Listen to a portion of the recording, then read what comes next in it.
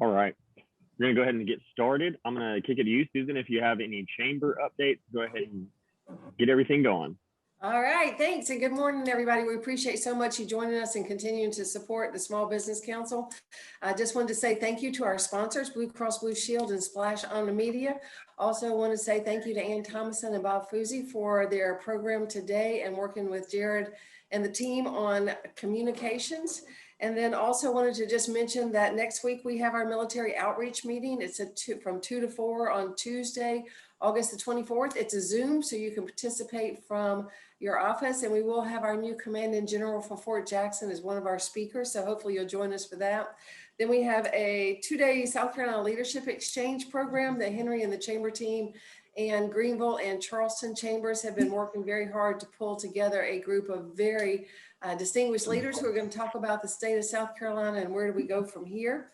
And then on August the 25th, we have partner orientation. So if you're a new partner, an old partner, or you want to bring a potential partner, we would love to have you join us. So once again, it's a Zoom. It's August the 25th from 4 to 4:45. So join in. You can learn about what's happening at the Chamber, and then also you can learn how to navigate through the Chamber programs. And then we have our real estate forecast on September the 9th. If anybody wants to join in on that, it's also a Zoom call. And then our big annual gala will be held on October the 7th. So continue to check out the calendar of events because there is always something there for you. So hopefully you can participate often. Thank you. Appreciate it, Susan. Partner orientation is a great way to learn how to integrate yourself into the chamber. There's a ton of committees and tons of ways to get involved. So definitely check that out. That's next Wednesday at 4 o'clock. I definitely want you guys to put something on your calendar. Every year we try and have our roundtable discussion where we reach out to chamber partners. We have an engaging conversation where we ask you to submit some answers to questions so we can formulate things like this for the following year. So this year it will be on October 19th. October 19th at 8:30, there will be a virtual and in-person hybrid style meeting. And we need your feedback to be able to program these events for next year to make sure that we're adding the most value to the chamber partners. So go ahead and put that on your calendars. That's October 19th at 8:30. It'll be virtual, will also be in person, and we'll announce some more details on the in-person side of it as we get closer to that date. Also, want to see you guys at the Chamber Gala. It's always a ton of fun. Central Energy this year, great venue space downtown. Really looking forward to that. So just a little preview here. We're gonna introduce our panelists in just a few seconds, but we are going to jump into a breakout room in a minute and just build some relationships with those. So I encourage everyone to turn your camera on. You're gonna have to talk to everybody else. I'm sorry. But go ahead and turn your camera on, get ready to engage with your fellow attendees.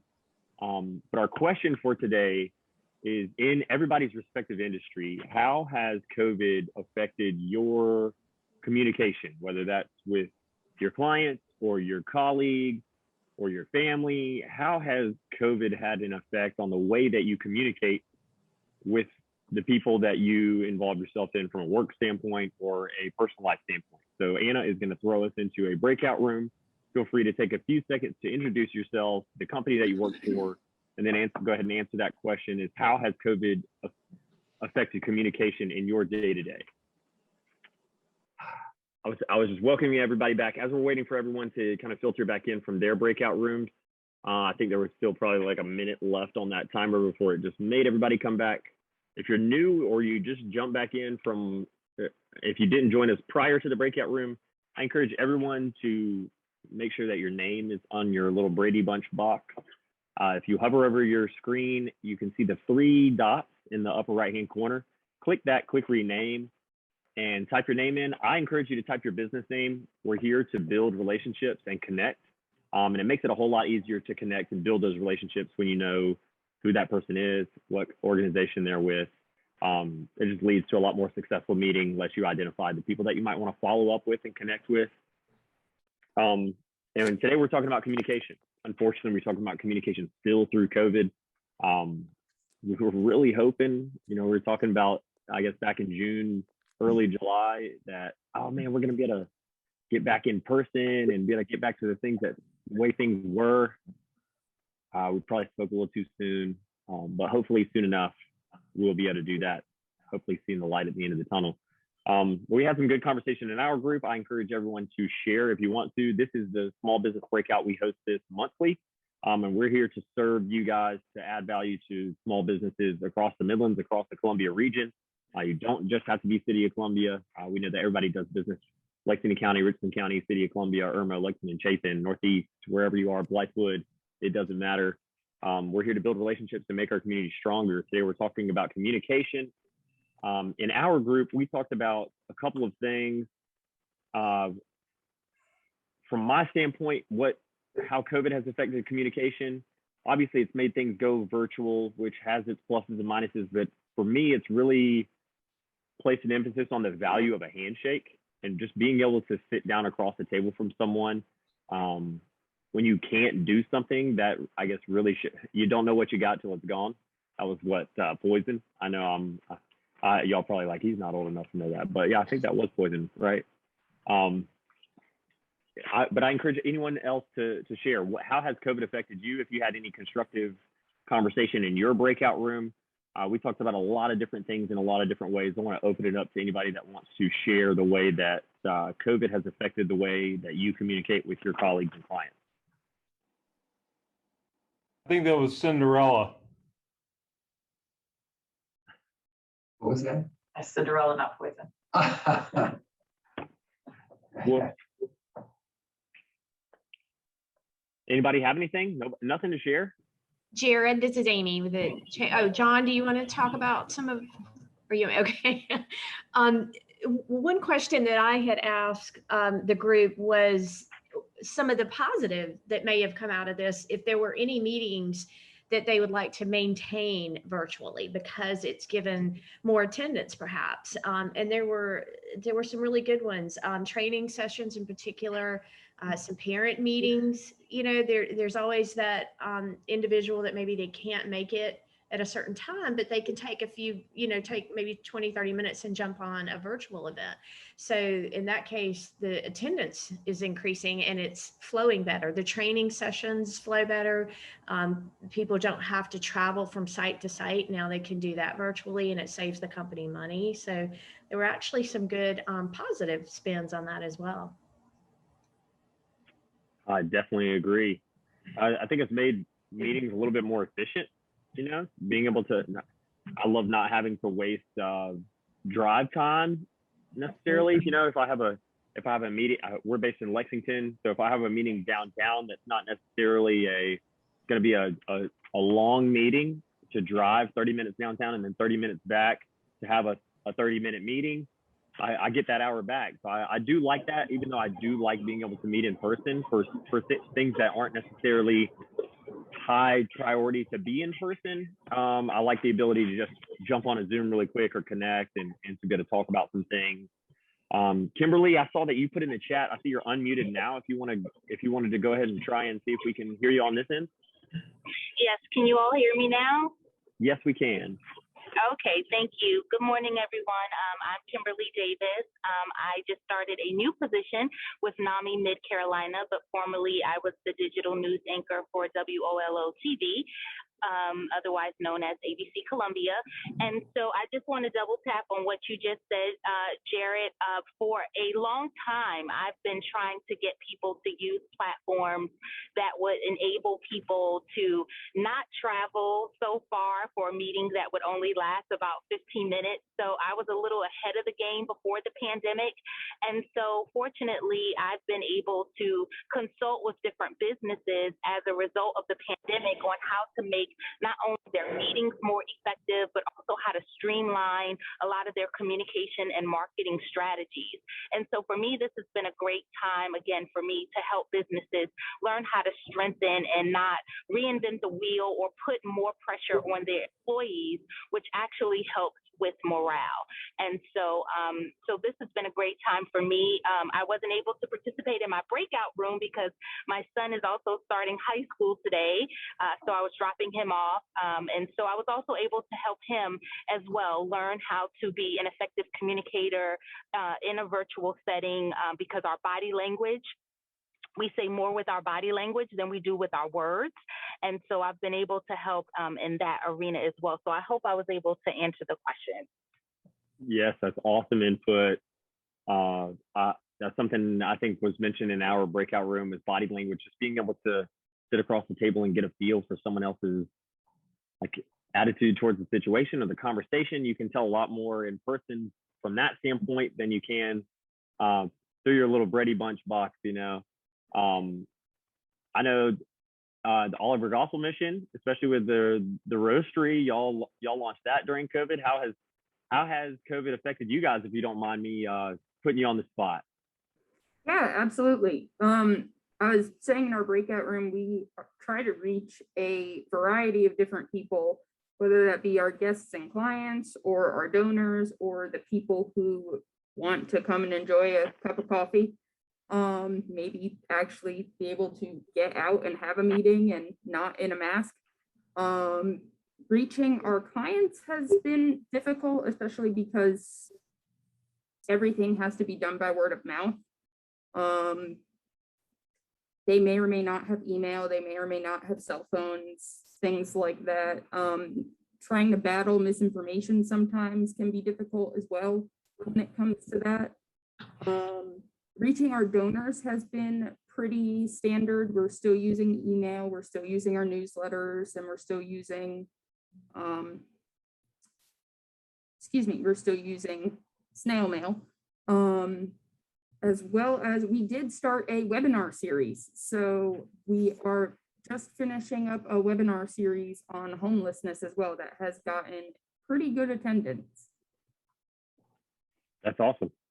And I encourage everyone to take a visit to the roastery downtown. It's on Taylor Street. It's really great, you know, good coffee and good conversation. So next time you're having a coffee meeting, I encourage everyone consider Oliver Gospel Roastery to have your next coffee meeting. Everything goes to a good cause. So definitely support our friends down there. And we appreciate having you guys on this morning. I'm going to call on a couple more people unless anybody wants to volunteer. I'm going to shoot it over to Miss Maria Owens with R2I2. Obviously, COVID has affected the school districts in probably the craziest ways. How has it affected you over there, Miss Maria? And it's good to see you this morning. It's good to see y'all too. And I do appreciate having this virtually during this time. It's crazy. COVID has affected our teachers, our students, our staff, our community. And of course, if any of you are watching the news, you know we had a special call board meeting last night. And then of course, Richland County had their meeting last night. That was very fortuitous that those things coincided. We planned our meeting before they planned theirs, but it was really nice that it happened as it did so that we could have some clarity. So COVID, we were still trying to figure out exactly what that means for Richland too, and still working through that and what we can do legally and what is first and foremost, what's in the best interest of our students. But it's nice to have these options to connect with people still, even in the middle of all that. Our department has been hit pretty hard. We got several people out right now. And so the ability to take care of a few things this morning and then jump on here and still connect with you guys was vital to us. We do look forward to the fall and starting to hopefully host this group again. At R2I2, we would love to have everybody here. So love that face-to-face, love the ability to just have those meetings in passing and getting to meet people and see people. But I'm grateful for this option as well. Y'all just keep thinking about good things for us as we start school tomorrow. The students come back tomorrow and we're hoping and praying for just the best outcome we can get. We appreciate you guys. Thank you so much. We have time for one more. Stacy with Apple One. I know Apple One's recruiting agency. How has that affected you guys?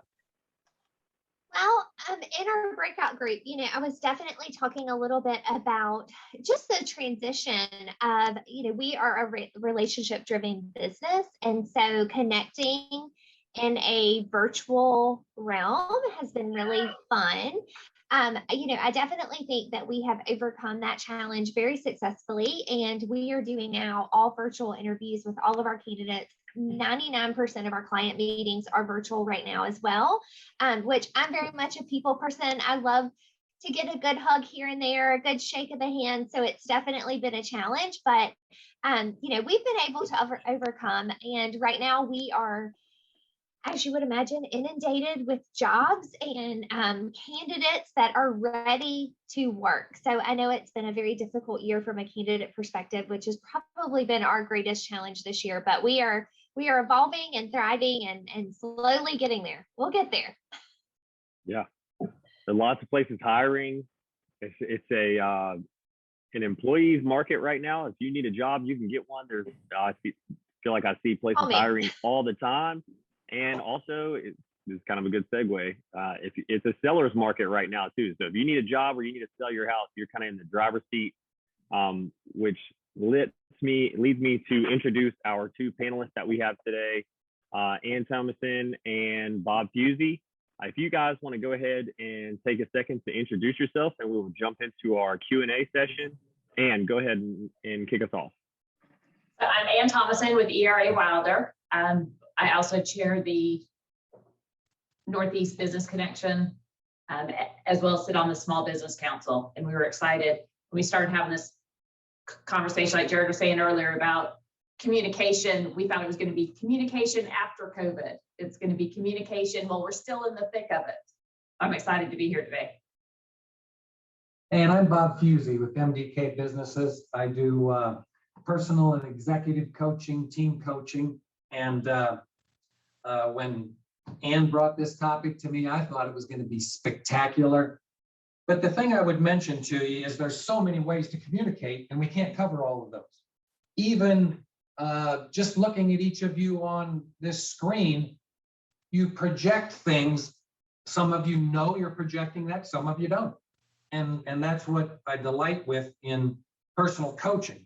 But as far as communications with COVID, and I call it COVID 2.0, a year and a half ago, virtually every aspect of your life was turned upside down, and that included the communications in every one of those dynamics.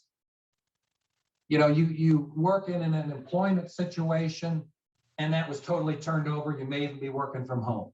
Your supervisor and how he manages you, the expectations of your supervisor, dealing with your family situation at home because you never had to before.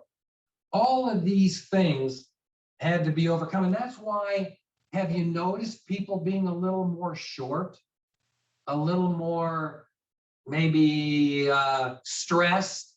All these things that normally I call our autopilot used to be accomplished.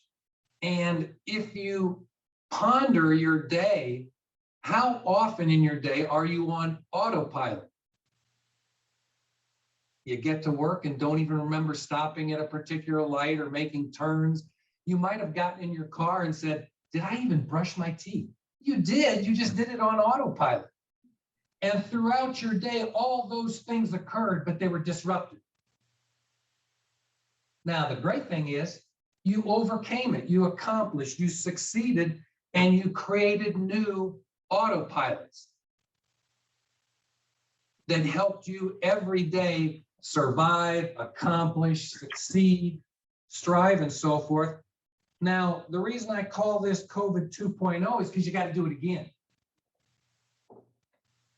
You see, autopilot can be very good, but it can also be very detrimental to you personally as well as your business.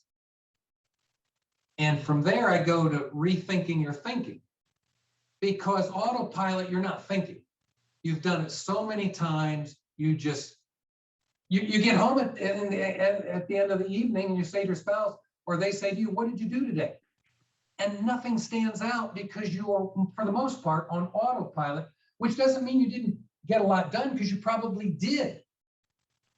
But now you're starting over as we come out of COVID. And I choose to just personally say, we're coming out of it, and my mindset is on how things will change. Well, if I rethink my thinking, I'm going to change my autopilots to be very constructive. I agree. And I like that the rethink your thinking. I think that's definitely some good nuggets of wisdom. I see a couple people chiming in through the chat. If you have any questions throughout our conversation, please utilize the chat. You can also save the chat. So if you see someone who drops their information to connect, you can, if you open the chat, you can click the 3 little dots there and save it. So I encourage everyone, if you have any questions throughout, we'll do an open Q&A at the end. But if you have any questions, please feel free to utilize the chat if you don't want to unmute, whatever you need to do. So I guess my first question for you guys is, knowing that we've been so separated, you have to be a lot more intentional with how you communicate, the way you communicate, understanding people's preferred method of communication. So Ann and Bob, how have you guys seen people be more intentional, or what are some ways that you can be more intentional with the way you communicate with your coworkers, your colleagues, or your clients? So from me, I don't know that I've seen people be more intentional. I think people have gotten very, very caught up in being reactive to everything that's going on. And I realized that I needed to make a personal change when somebody posted on Facebook a few months ago a question. They said, what have you noticed changed about yourself in the last year? And I thought, dang, I'm not as nice as I used to be. So I need to be more intentional and not feeling so out of control. So one of the things I have done to be intentional in my communication is I went online and I bought little card games. And I know you can't see this because this camera is zooming out, but like this was called Can We Talk? And it's got 50 cards and it's just questions. So when you're driving in the car, or when you're sitting in a meeting before the meeting starts, or when you've got extra time, I just pull out these questions and just start a conversation that's not about COVID, that's not about I'm working from home and it's driving me nuts. It's not about any of the topics we're talking about on a regular daily basis. It gets us completely away from those topics and makes us use our brains again. And they're fun. Like one of them, when the question is, are we alone in the universe? And it just starts, you're thinking about something that nobody has really thought about in the last year. So my intentionality has been to really just go out and buy games and figure out ways to start new conversations with the people I come in contact with.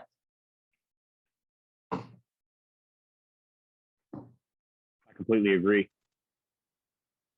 Bob, what about you? How have you seen people be more intentional or use creative ways like Ann was talking about with a card game, or different tools or ways to, I know you're a John Maxwell certified, so I've played the leadership game. I've experienced some of the different programming that you guys do. How have you seen that incorporate into the virtual world or affect communication or help people be more intentional?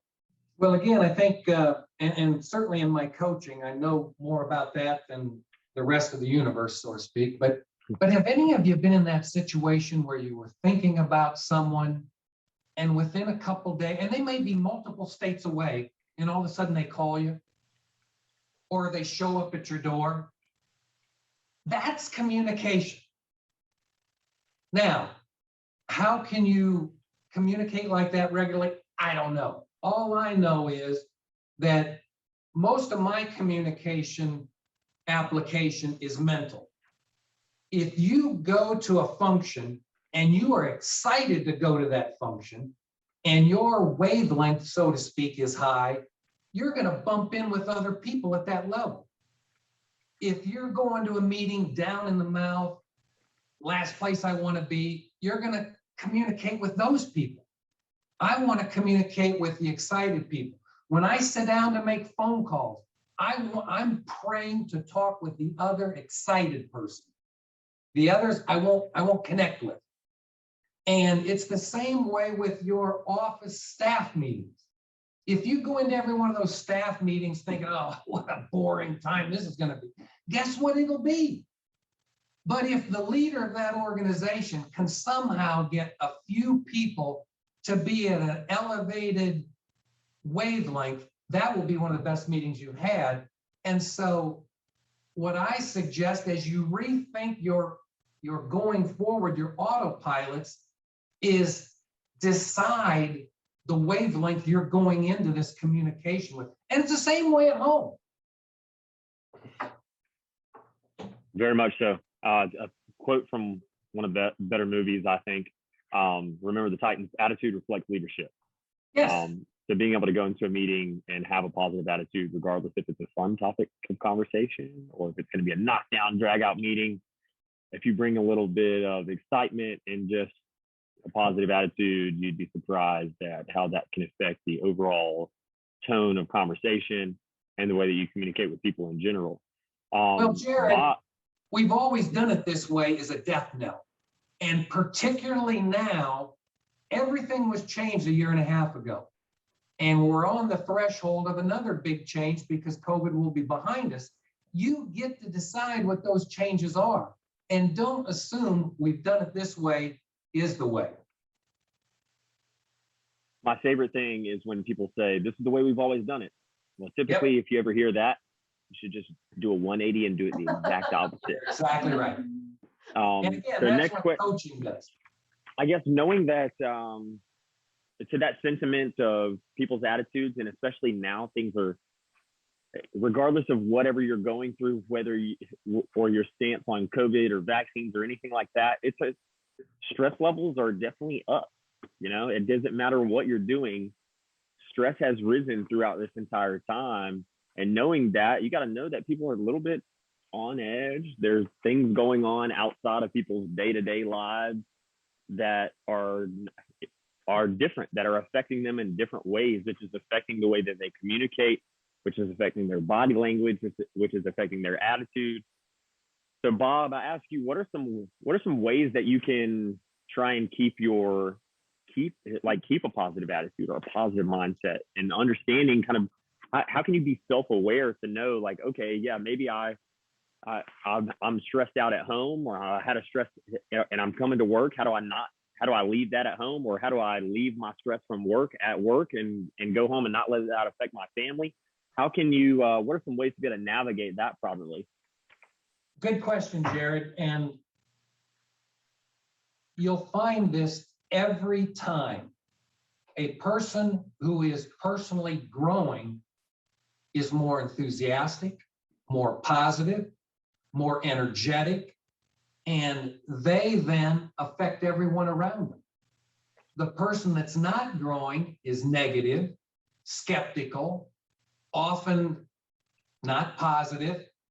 And so as a leader in whatever group you may be, or out on a team with other people, that's the message, is if people are growing, they're good to go. But when we have the excuse of COVID or the other person or my boss or my cohort or my spouse, that's all that takes away from your enthusiasm, your motivation, and confidence. I read all the time, and you should too. Of course. John Maxwell books. Yeah, John Maxwell book, The Laws of Leadership. That's a great one. We've gone over that. My favorite is The Rule of the Rubber Band. Yeah. It basically talks about a rubber band, unless it's being stretched, it's not fulfilling its potential. So you have to stretch yourself. If you're not stretching and you're not pushing yourself, then you're not putting yourself to full use. You're not maximizing your potential. Definitely look up some of those rules, those laws of leadership. Great stuff from John Maxwell. I encourage everyone to, if you're not a reader, I'm sure they're available on Audible or whatever your preferred method of consumption is. And knowing that people are high stress, especially in the real estate industry, I've heard talks from friends where they might be showing a house and the next real estate agent is literally knocking on the door to show the house to the people behind you. That's a very stressful situation right now. People buying in cash and taking a deal right out from under you that you might have thought, oh, this is my dream home. How have you seen stress levels affect communication in the real estate industry with your prospective client and with the people that you serve? So one of the things I've noticed is a lot of people feel very out of control. They feel like, oh, I can't buy a house, or there's always a negative. There's something affecting what they used to be able to have control over. So one, helping control the communication by giving a lot of information is how I find it best to just kind of level the playing field. Giving them information may not change the circumstance, but at least set some expectations that we may have to make an offer on 8 to 10 houses before we win one. You may need to change loan types, if at all possible, if that's something you can do. You may need to change your price range. So there's a lot of conversations that could be had up front that don't necessarily make sense at the time. But when we're in the thick of being involved in exactly the scenario that I told them we might end up in, then it clicks. I'm like, oh, this is what you had already talked to us about. So they're prepared for it. So in a normally frustrating situation, at least that didn't add another level of frustration because we already talked about it. I kind of already set the stage that if we see this, here are our options. And it helps kind of calm things down as much as can be. And there are just some people, it's unfortunate that they're in a situation, I actually cannot help them buy a house right now. And that is the absolute worst conversation to have with somebody, is to say, I just can't help you. This is not a good time. So finding ways to share information that makes them feel like they understand the process helps limit frustrations. Yeah, managing expectations. I feel like regardless of whatever industry you're in, that's what problem solving and managing expectations. You know, if you can manage your expectations, you can tell somebody some really disappointing news, but if you manage that process and you kind of let them know that there were some possibilities along the way, whether it's somebody might beat us with a cash offer, or maybe we might not be able to finish this project in time. I saw someone on here was with CF Evans Construction. I think he actually had to drop off, but just managing expectations from any standpoint, you know, that's what it's all about, and being able to communicate effectively, and just to understand your clientele, your colleagues, your coworkers, your family, your loved ones. Managing expectations kind of is across the board, affects us all. So we have time for probably one more question, then we'll open it up for Q&A. I want to go ahead and encourage everyone who's on the meeting to put your information in the chat. Like I said, you can save the chat, and you can use this as a tool to be able to connect with people afterwards. I've found it beneficial to be able to build relationships. I've saved the chat and use people's communication or ways of communication to reach out and schedule coffee and lunch and just try to build relationships, or other virtual Zoom meetings. However we might be able to connect, I encourage everyone to drop your information in the chat and then save that, because you never know whenever you might need help from somebody here on this Zoom meeting. And while you guys are doing that, I'm going to go ahead and ask our last question. Bob, you talked about autopilot. Now, when a plane takes off, I'm not a pilot, but when a plane takes off, it doesn't just take off and go, right? That pilot has to set it on autopilot to the destination. So what are some things that you can do to maybe reset your autopilot, so whenever you're going through these day-to-day activities that kind of seem monotonous, what can you do to change that autopilot to maybe make your attitude a little bit more positive, make you a little bit more effective communicator? The key there was change. Understand, and you might even write this down, events cause challenges, and COVID is an event. Events cause challenges. Processes and systems create change. People set New Year's resolutions, but they don't create a process or a system. When you change your autopilot, you have to create a new process or system. Just as when everyone moved back home, the kids are there, you're there, your spouse is there, all this turmoil, new processes had to be established. Kids, you're going to do the schoolwork and the online over here. I'm going to be over there doing my stuff. Change, but set up processes. Without processes and without systems, no change will occur. And then after a while, that process or system will become your new autopilot. But you get to determine that, especially now in this time of change, if that makes sense. Makes perfect sense. I love it. And it speaks a lot. I'm reading a book right now. It's Atomic Habits. You know, you might have heard of it. It's a pretty popular book right now, but it talks about your habits. You don't create the goal, you create the habit that gets you to the goal, which speaks Well, and kind you of to what you're mentioned, talking about. and with a plane, when a pilot's actually flying, and even on autopilot, it's correcting all the time. And when they went to the moon, it was correcting all the time. And so your goal is not always the goal. It is correcting, tweaking. And if you do that, you'll get to the goal, but don't worry about it. Worry about the corrections along the way. So, Ian, I guess same question. How do you see, what advice do you have, or what suggestions do you have about people being intentional, about being more positive communicator, more effective communicator, maybe just being more self-aware and conscious of the people around them or their coworkers and colleagues? So one thing I've noticed about myself, I'm a very social person. I love networking. I love shaking hands and hug. I was still that person 6 months into COVID that was still trying to shake your hand because I forgot we weren't supposed to. That was me. I noticed that during this, when I felt the most out of control, I started binge watching TV, and I knew I needed to get away from the TV when even my TV was tired, and it got that message that said, seriously, are you still watching me? Go outside. So that was one thing. Accept people for where they are. I now binge watch more than I've ever done because it's something I can control in a world where I can't control much else going on around me. So there are people doing that have picked up new habits, good or bad, new communication style, good or bad, because it's something they can control in that moment. So just, I think, accepting people where they are and understanding that we all responded to this, to our new limitations very, very differently, and it looks different for different people. Just understanding that the way my binge watching may be somebody else's bad temper. So just not responding to something that you may not agree with. So I always try to find a positive, like we were talking this morning, oh geez, we're going to be right back in the thick of COVID again. Well, the difference this time is we've already been through it once.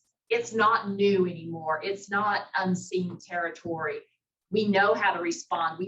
Parents have a rough idea of what it looks like to have their kids being educated virtually. So although it's still a struggle and a challenge, and it may not be the way we want to live, it's not all brand new anymore. It's kind of more of the same, and we get to make those corrections along the way to make it better.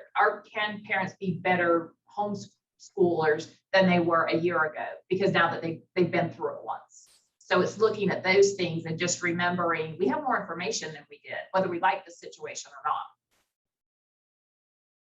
Definitely. Kind of what the nugget I take from you guys right there is you got to make adjustments. You know, you can't just set yourself on autopilot and expect everything to just happen. You have to make those adjustments necessary to get to the desired destination. And so that concludes our questions for our panelists. We want to open it up to the attendees. If you guys have any questions or comments, feel free to unmute yourself, ask any questions that you might have. If you don't want to unmute and you want to utilize the chat, feel free to do so. But we want to go ahead and open it up to you guys. Jared, those were spectacular questions. Thanks, Bob. So, I appreciate it. One question I would ask is, what behaviors / changes are here to stay, and which ones are really just transient, and once we get this virus situation under control, will disappear? Well, I think isolation and separation obviously is going to change. I don't think that's here forever. I don't think the masks are here forever. But I do think even when we're totally open again, Would a boss have everyone come back to the office just because that's the way we've always done it? If they do that, they're punishing people a second time. First time was kind of unelected. The second one, people are saving $150 a month by not having to go in. But there's value in team. So they need to go in some. There's a lot of bosses out there who are very controlling, and Ann mentioned this morning, who they still don't believe people are accomplishing at home what they should be accomplishing, but they are. And that will be a difficult situation as that changes back to some kind of hybrid. Other than that, you know, I think community is going to be a lot bigger because people couldn't see their family before. And they couldn't go to weddings and they couldn't go to funerals and stuff. I think we're going to have more reunions and local events for people. And just off the top of my head, you have any thoughts? I feel like that's the $1 million question. If we knew what was going to stay and what we could look forward to getting back to, we could make changes right here, right now. And I'm not sure we're in a place where we can do that. But the one thing that is a constant, we can change how we respond to it. Regardless of what stays and regardless of what changes in the future, we still can change how we respond. We can still try and be positive. We can still try and be intentional about our communication and our interactions, whether they continue to be virtually for a little bit longer, whether they're in person. So I think from a personal standpoint, that's where we can't affect what's going on outside of who we are as a person, but we can affect how we respond to it. And if everybody does that, then the physical things that change don't really matter because how we respond does, and that's going to have the biggest effect anyway. I completely agree. I think that's something we all need to be a little bit more conscious of moving forward, is just be a little bit more kind in the next 30, 60, for the rest of your life, you know, doesn't matter COVID or not. Just be nice. You know, there's people got a lot of stuff going on, a lot of stress, whether it's work or family related. So when you go to a restaurant and your server seems like he or she doesn't have the best attitude, they've probably been working a 12-hour shift and they're understaffed, and yeah, your baked potato might have came out the way that you didn't want it, but just be a little bit more calm. It'll be all right, you know. And with your clients, your colleagues, your peers, your coworkers, they're stressed too, just like you, you know. So just let's maintain, if we can take anything from this meeting today, let's just maintain that mindset to just be a little bit more kind to one another. In the end, it's going to make a world of difference. I really appreciate Ann and Bob for being on today and sharing their wisdom. I appreciate all of you guys for attending with us. We do this the third Tuesday of every month. I really want to encourage you guys to put that October 19th on your calendar. That's going to be a really fun one. We have a really engaging presentation and conversation where we ask you guys to provide us feedback for how we can structure these meetings to benefit you the most and benefit chamber partners the most. So whether that's talking about marketing or HR or communication or tax and finance, whatever it is that you guys need, we'll put it on the calendar if you can come and tell us. So that's October 19th at 8:30. We'll have a hybrid element as well as an in-person element, making sure that we can maintain all safety precautions. But we are looking to you to help us formulate our programming for 2022. We'll be right back here in September, the third Tuesday of every month. So put it on your calendar, put it as a recurring calendar event. That's what I have it on mine. Look out for the chamber email blast to be able to register for these. We have a lot of engaging and insightful communication. I hope that's your takeaway from today. Remember to save the chat before we log off. If you saw anybody's conversation or communication information here that you will want to connect with afterwards, I encourage all of you to follow up, reach out to your fellow attendees to build those relationships. The more relationships we build here in the community, the stronger we're going to be, the better business community we're going to have, the better community for our families that we're going to have. So reach out to everybody, you know, build those connections, build those relationships, come back next month. I'm going to repeat those last couple of dates that we have for chamber stuff going on. Partner orientation is next Wednesday. So if you're trying to figure out how your puzzle piece fits into the overall chamber puzzle and how you can kind of maximize your partnership here, come to that. There'll be easy ways and easy people to connect with to learn what fits best for you. We have partner engagement August 26th. That's Thursday. That's at Steel Hands. That's gonna be a lot of fun. Our roundtable discussion in October 19th, and the Chamber Gala on October 7th. I think I covered everything. South Carolina Leadership Exchange next week. I was about to kick it to you, Susan, to cover up any areas that I might miss, but I really appreciate having you guys. Thanks again to Ann and Bob and Anna and Henry and Susan, all the Chamber staff. Thanks, Aisha and David, and all of our Small Business Council members.